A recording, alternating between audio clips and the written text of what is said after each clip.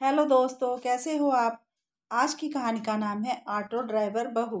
आरती एक किसान की बेटी है जो कि अपने पापा के साथ खेतों में सारा दिन काम करती थी और उसकी माँ घर का सारा काम करती थी।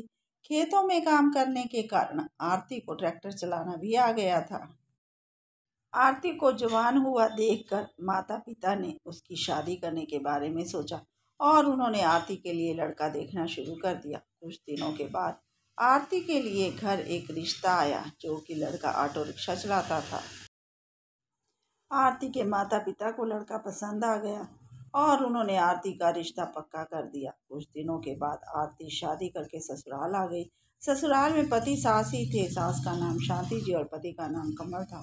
कमल रोज सुबह ऑटो लेकर चला जाता और शाम को वापस आता। ऑटो से अच्छी खासी कमाई हो रही थी और घर का खर्चा भी अच्छा चल रहा था। तभी एक दिन कमल का रात को आते वक्त ऑटो का एक्सीडेंट हो जाता है। उसकी टांग टूट जाती है। जब उसे अस्पताल लेकर जाते हैं तो डॉक्टर 3 लाख रुपए का खर्चा बताते हुए शांति से कहते हैं कि आप पहले पैसे जमा करवा दीजिए, तभी हम इनका इलाज शुरू करेंगे। शांति ने घर आकर आरती से कहा कि बहू, इतना पैसा तो हमारे पास है नहीं, जो था वह शादी में खर्च हो गया। अब हम इतना पैसा कहाँ से लाएंगे। तभी आरती ने कहा कि हाँ जी, हम ऑटो बेच देते हैं। जब यह ठीक हो जाएंगे तो कमा कर ऑटो खरीद लेंगे। शांति जी ने कहा कि ठीक है और इन्होंने ऑटो बेच दिया। ऑपरेशन के बाद छुट्टी होकर घर आ गया, लेकिन अब घर में कमाई का कोई साधन ही नहीं था। घर में 2 वक्त की रोटी बनानी भी मुश्किल हो गई थी।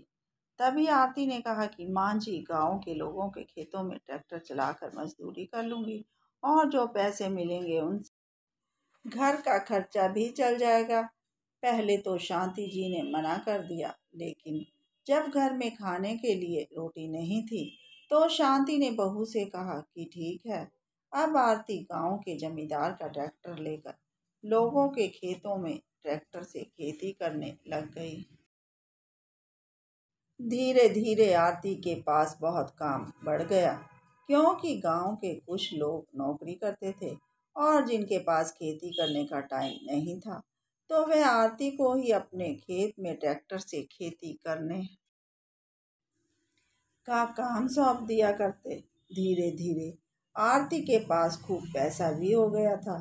अब आरती ने एक नया ऑटो खरीद लिया था और ट्रैक्टर चलाना बंद कर दिया। अब आरती का नया ऑटो रिक्शा लेकर जब घर आई तो अपनी बहू आरती को देखकर शांति जी की आंखों से आंसू बह रहे थे और उन्होंने पहले आरती की पूजा की और फिर ऑटो की और आरती से कहा कि बहू भी बेटों से कम नहीं होती है। यह तूने आज साबित करके दिखा दिया है। अब आरती रोज ऑटो रिक्शा लेकर सुबह चली जाती और शाम को पैसे कमाकर वापस आती थी।